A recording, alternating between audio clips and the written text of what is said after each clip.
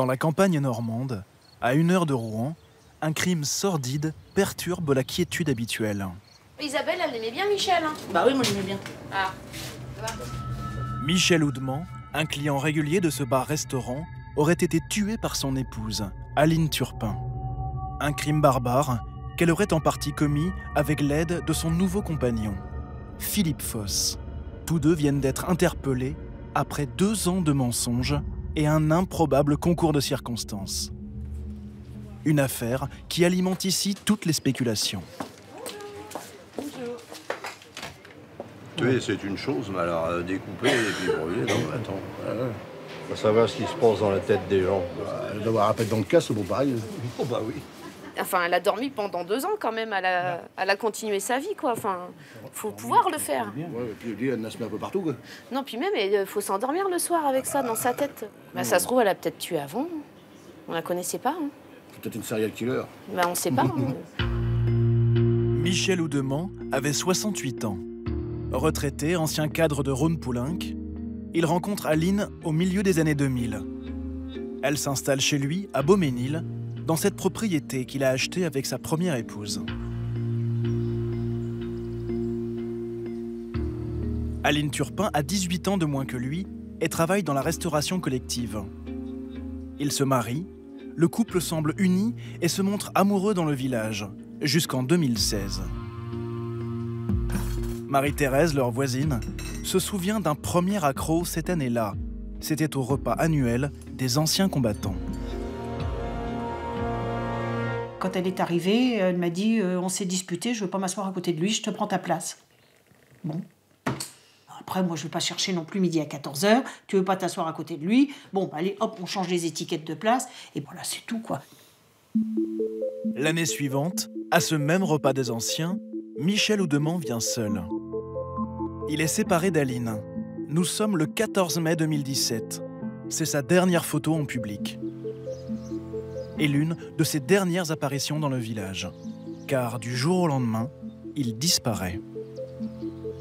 Aux voisins qui l'interrogent, Aline, qui se retrouve seule dans la maison de Beauménil, offre alors toujours la même explication. Il est parti brusquement, d'après ce qu'elle a dit. Il a rencontré une nana, il est parti en Corse. C'est ce qu'elle raconte le voisinage. C'est ce qu'elle a raconté à tout le monde. Personne ne s'étonne vraiment du départ précipité de l'homme au caractère bien trempé, en froid avec le reste de sa famille. Quant à Aline, elle aussi a rencontré quelqu'un, Philippe Foss, retraité, divorcé et père d'une jeune femme de 25 ans. Ensemble, ils s'installent à 1 heure de route de Beauménil, dans cette maison, et y mènent une vie tranquille. Lui jardine, elle se rend quotidiennement à Paris pour travailler. Ils vont à des concerts, comme ici, en photo avec Maître Gims. Une idylle qui aurait pu durer longtemps si, il y a 1 an, un événement anodin n'avait changé radicalement le cours de l'histoire.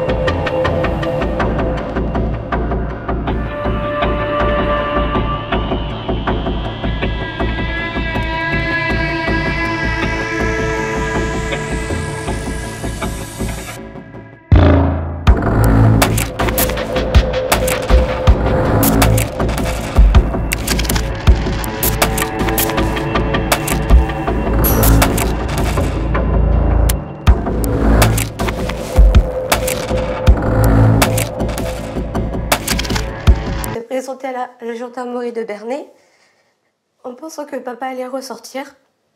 Et là, j'ai vu Aline dans un camion de gendarmerie où elle était menottée et qu'elle m'a dit « c'est ma faute ». Ce qu'elle ignore à ce moment-là, c'est que son père et Aline Turpin ont passé des aveux complets.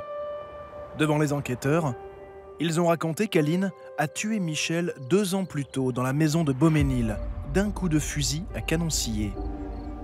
Elle se serait ensuite débarrassée du corps, d'abord en tentant de le brûler, puis en le découpant.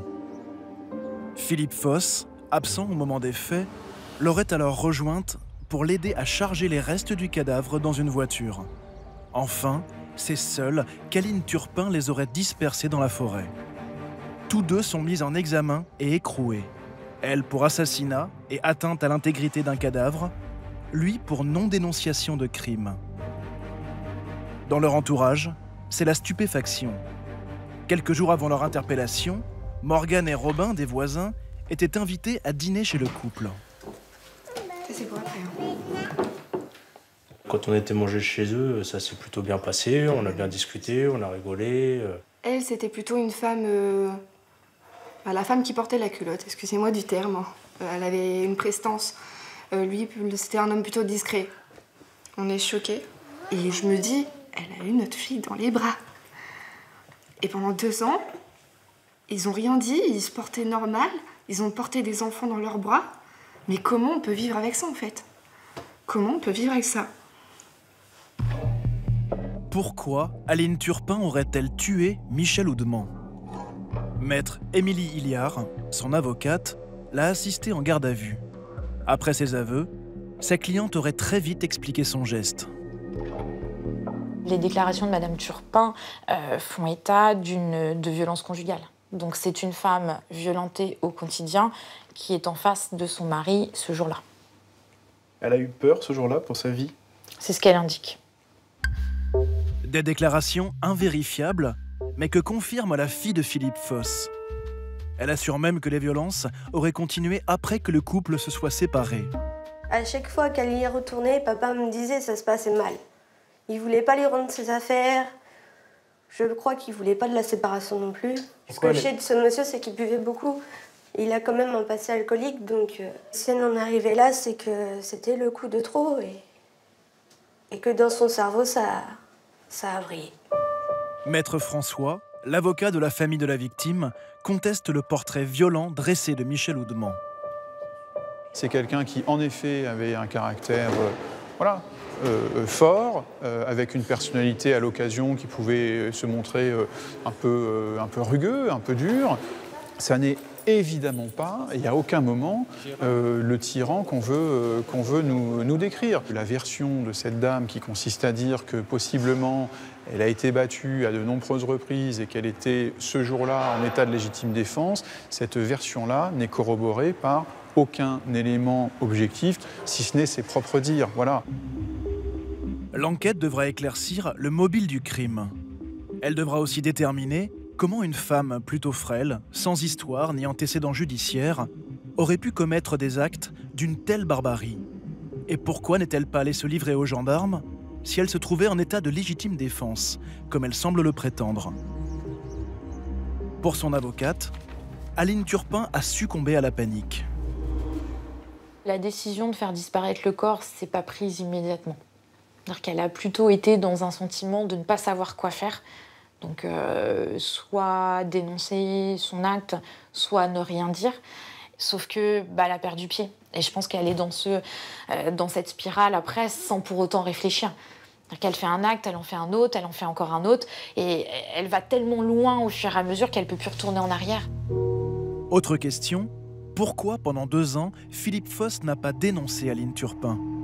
Sa fille évoque un homme fragile, passé par l'hôpital psychiatrique, battu par son ancienne compagne. Un homme qui, pour la première fois, découvrait le bonheur à 60 ans. Il n'a pas dénoncé par amour.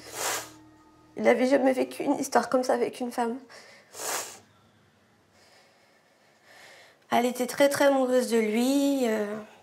Ils s'embrassaient, tout ça. Moi, j'avais jamais vu mon père embrasser une femme devant moi. Vous lui en voulez aujourd'hui? Ça, je peux pas dire non. Ça me fait mal de savoir mon père en prison. Il arrivait à la retraite et tout. Il demandait juste d'être heureux. S'il est renvoyé devant un tribunal, Philippe Foss encourt 5 ans d'emprisonnement. Aline Turpin, elle, risque la réclusion criminelle à perpétuité.